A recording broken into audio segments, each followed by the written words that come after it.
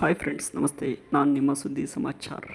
ನಾನು ಇವತ್ತು ಕೆಲವೊಂದಿಷ್ಟು ವಿಷಯಗಳ ಬಗ್ಗೆ ನಿಮ್ಮ ಮುಂದೆ ಪ್ರಸ್ತಾಪನೆ ಮಾಡಬೇಕು ಅಂದ್ಕೊಂಡಿದ್ದೀನಿ.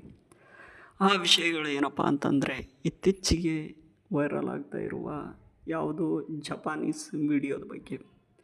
ನಾನು ಈ ಕನ್ನಡ ಅಭಿಮಾನಿಗಳಲ್ಲಿ ಮತ್ತು ಕನ್ನಡ ಪರ ಜನತೆಗಳಲ್ಲಿ ಹಾಗೂ ನಮ್ಮ ಪ್ರೀತಿಯ ಮಹಾಜನತೆಯಲ್ಲಿ ಕೇಳಿಕೊಳ್ಳೋದೇನಪ್ಪ ಅಂತಂದರೆ, ನೀವು ಎಷ್ಟು ಕಠಿಣವಾಗಿರುವಂಥ ಪದಗಳನ್ನು, ಸಾಂಗ್ಸ್ಗಳನ್ನು ಎಷ್ಟು ಈಸಿಯಾಗಿ ಆಡ್ತೀರ.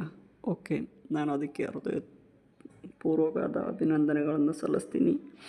ಅದರ ಜೊತೆಗೆ ನಮ್ಮದೊಂದು ಚಿಕ್ಕ ಸಲಹೆ: ನೀವು ಯಾಕೆ ಕನ್ನಡ ಪದಗಳನ್ನು ಅಥವಾ ಕನ್ನಡ ಹಾಡುಗಳನ್ನು ಪ್ರಯತ್ನ ಮಾಡಬಾರ್ದು? ಅದಕ್ಕಿಂತ ಕಠಿಣವಾಗಿರುವಂತಹ ಸಾಂಸ್ಕೃತಿಕ ಹಾಡುಗಳಿವೆ, ಹಳೆಗನ್ನಡ ಪದಗಳಿವೆ, ತದನಂತರದಲ್ಲಿ ಲಾವಣಿ ಪದಗಳಿವೆ.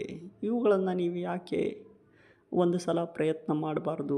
ಇದರ ಜೊತೆಗೆ ನಮ್ಮ ಕನ್ನಡವನ್ನು ಬೆಳೆಸಿದಂತನೂ ಆಗುತ್ತದೆ ಹಾಗೂ ನಿಮ್ಮ ಶ್ರಮಕ್ಕೆ ಒಳ್ಳೆಯ ಪ್ರತಿಫಲ ಸಿಕ್ಕಂತೆ ಆಗುತ್ತದೆ. ಬೇರೆ ಭಾಷೆಗಳನ್ನು ಬಳಸಿ, ಬೇರೆ ಭಾಷೆಗಳನ್ನು ಆಡಿ ನೀವು ಪ್ರೌಡ್ ಫೀಲ್ ಆಗೋಕ್ಕಿಂತ ಇಂಪಾದ ನಮ್ಮ ಕನ್ನಡ ಭಾಷೆಯನ್ನು ಬಳಸಿ ಕನ್ನಡ ಭಾಷೆಯ ದ್ವಿಗುಣಗೊಳಿಸಬೇಕೆಂದು ನಾನು ನಿಮ್ಮಲ್ಲಿ ಕೇಳಿಕೊಳ್ತಾ ಇದ್ದೇನೆ. ಇದರಲ್ಲಿ ಥ್ಯಾಂಕ್ ಯು.